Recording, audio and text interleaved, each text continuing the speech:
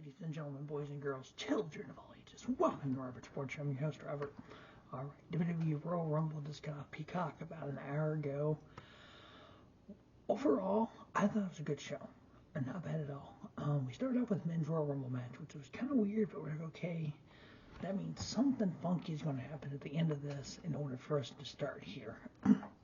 So the first two members of the Royal Rumble was Walter and Sheamus. So we're like, okay, I'm sorry, Gunther, my bad. Gunther and Sheamus. We're like, okay, this is kind of a cool start. So those two kind of fought it out. Really no big surprises. Johnny Gargano was in it. Karrion Kross, we kind of expected him. Gargano returned. And then we had Lesnar come out at 12. Lashley come out at 13. We're like, okay, that's going to lead to something. And then, so we had Bobby Lashley eliminate Brock Lesnar. So we know that's going to lead to something at Mania. Logan Paul returned, which was kind of a shocker. But we're like, okay, that's kind of cool. Logan Paul came out at 29. The only real Hall of Famer we had was Booker T. We're like, okay, that's cool. Booker's out there. It's in Texas. That makes sense. Rey Mysterio was supposed to come out at 17, but he was unable to compete. He never showed up. But when Dominic came out at 18, Dominic's holding the Rey Mysterio mask. We're like, oh, okay, so we're setting that up now. I mean, I don't know if I was even surprised. Cody came out at 30.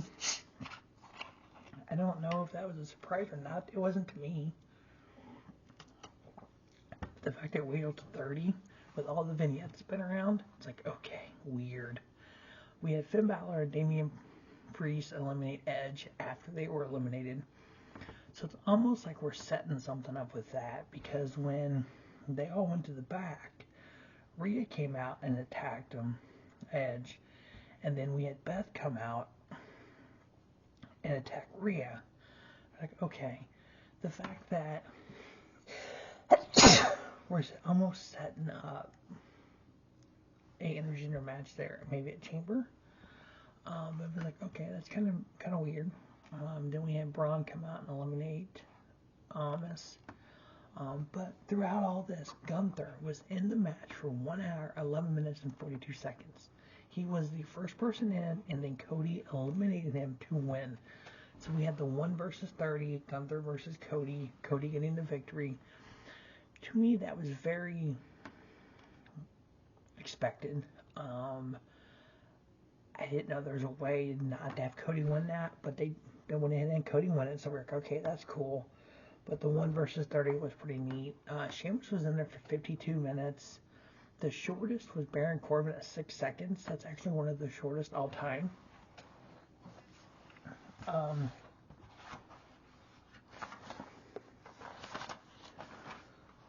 So with that 6, actually it's not even in the top 10. Top 10 is 4 seconds. So Baron Corbin doesn't make the top. But with that hour and 11 minutes, now Gunther has been in the Rumble match the longest of anyone. Before, the record was Rey Mysterio at 1 hour and 2 minutes. Alright, the next up, we had the Pitch Black, Mountain Dew Pitch Black match. As Bray Wyatt's coming out, you had different characters you can kind of see in the background behind him. This match was basically Cosmic Bowling meets pro wrestling. You had the Mountain Dew flavor colors. Both wrestlers were neon colors. That was kind of cool. You had, looked like beads, but they were bright yellow at the announce table, and they got thrown all over the place. So they were Mountain Dew colors. You had the red, the orange. So I mean, it's basically Cosmic Bowling beats pro wrestling. The match, 5 minutes. That's all this match was. And when the match was over, you had the two of them fight through the crowd. The Kingdom 6 even lit up. That was kind of neat.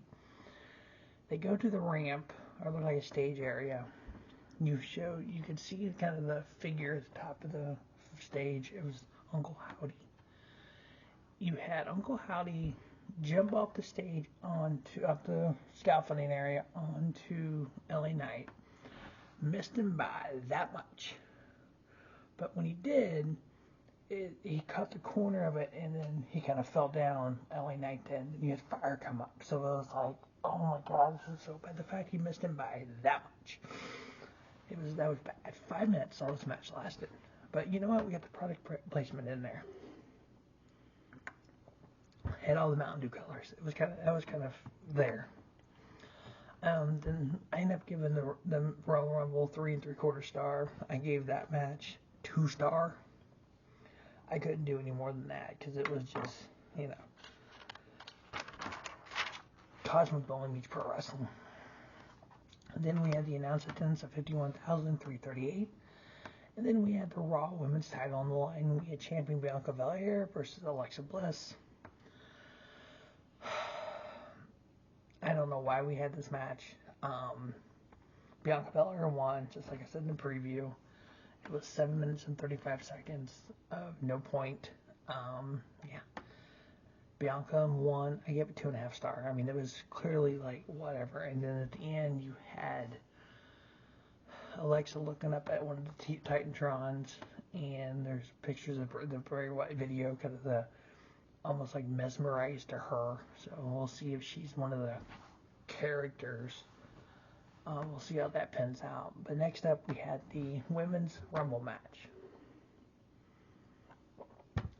I wasn't sure how this was going to go, because there really wasn't a lot of people announced. And then you had Rhea Ripley come out holding her ribs because she got beat down, got speared by Beth Phoenix earlier. So she was really playing it up. Started with Liv Morgan. Okay, Liv and Rhea have had history. This is kind of a cool way to start. Then we had Emma, Bayley. The first, I don't say really surprised, but the first non-SmackDown Raw person was Roxanne Perez. She was in there from the NXT Women's Champion. And then we had Zoe Stark from NXT.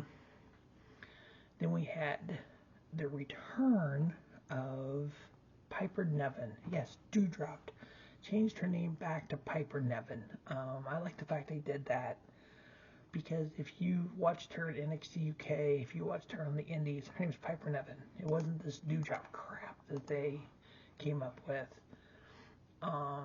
So it's like, and her real name is Kimberly Benson. She's 31. She's been around for a while wrestling. She wrestled in Stardom, and then she wrestled in the Indies, World Series of Wrestling, some other places. Insane Championship Wrestling, Pro Wrestling Eve. She actually won championships at Stardom. She was the Artist of Stardom champion. Unfortunately, she was WWE 24/7 champion 2 times. But the fact they changed her name back to Piper Niven, I did like that. The biggest surprise at this point was Chelsea Green came out at 20 and lasted 4 seconds. That was kind of funny. When the first match started, they showed Michelle McCool in the crowd. Well, we're all like, why is she? Oh, she's there because, Taker's going to be there. Michelle McCool actually ended up in the Rumble. So they showed her, she actually comes out of the crowd and gets in the Rumble. Then we had Indy Hartwell, and then the big surprise was at number 30, we had Nia Jax return. I was okay with it. Some people, I watched it with the Pulse family. And if you remember the Pro Wrestling Pulse and IWR show, yeah, they are not a fan of Nia Jax whatsoever. But I was cool with it. It was kind of cool that she returned. Then we had, which was the first time they've done it in a while. The last time I remember it happening, which I could be wrong with this, is Shawn and Bulldog. But we had 1 and 2, Rhea and Liv Morgan. They were the last 2 standing. Asuka was eliminated at 28. We actually all thought Asuka might win at that point. And then Nikki Cross was eliminated at 27. And then 26 was Raquel Rodriguez. And then 25 eliminated was Piper Niven. But the last 2 standing, Rhea Ripley and Liv Morgan, they had nice little back and forth. Not as good as what Cody and Gunther had. Then we had Rhea Ripley, your 2023 Women's Royal Rumble winner. 1 hour and 1 minute and 3 seconds for both Rhea Ripley and Liv Morgan. She is the first woman to go win for number 1. Only like the 4th person ever to do it. So I thought that was kind of cool. I ended up giving this match 3.5. The fact that we had Rhea win, Rhea has never had a match at WrestleMania that wasn't for a title. So we know she's probably going to, my guess is she'll face Charlotte, but we'll see what she picks on Raw. But then next up we had the main event, which was the WWE World Heavyweight title / Universal Champion, Roman Reigns in the Bloodline versus Kevin Owens. As we saw early on, part of the pre-show, Roman told the Usos and Sikoa to stay back. Only Sami Zayn was coming out with them with Paul Heyman. So we kind of had a feeling something was going to happen. Match-wise, it wasn't too bad. Roman Reigns versus Kevin Owens. But it was just like the anticipation of what could happen at the end. Roman Reigns ended up winning the match, but the referee got knocked out. Roman asked Sami for a chair. Sami took a little longer than Roman wanted getting that said chair. So you're like, okay, Roman's not happy. Because at first Roman told him to get a chair, and he's like, but you told me not to get involved. It's like, oh my gosh, really? And then we had Roman get the victory. It was a 19-minute match. I ended up giving it 3.25. And then we had probably one of the best angles in WWE in a long time. We had the Usos beat down on Kevin Owens. We had them handcuff Kevin Owens to the ropes. Roman went to hit Kevin Owens with a chair. We had Sami stop him. Said, no, this is beneath you. You don't need to do this. And then Sami took the chair, or he handed the chair to Sami, like, let Sami do it. Sami wasn't going to do it because he thought he was already beat down enough. You've had Roman and Sami kind of get face to face.